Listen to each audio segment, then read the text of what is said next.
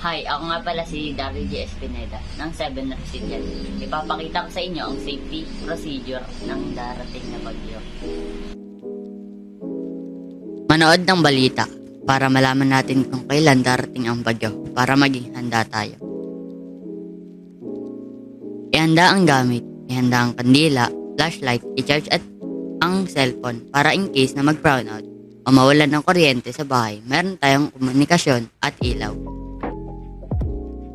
Isara ang dapat isara. Isara ang bintana at pinto dahil ang bagyo ay merong malakas na hangin na pwedeng gumiba ng bahay. Huwag lumabas ng bahay dahil ang bagyo ay may dulot ng lakas ng hangin. Ingatan natin ang ating sarili. Tumulong sa kapwa. Kung sakaling makakita tayo ng kaibigan o kakilala, maaari natin silang tulungan para maging ligtas sila. Pumunta sa evacuation area.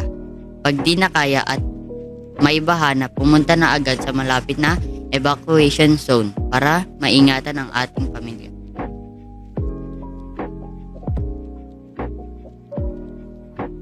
Keep safe mga San Mateo, mag-ingat tayo lagi.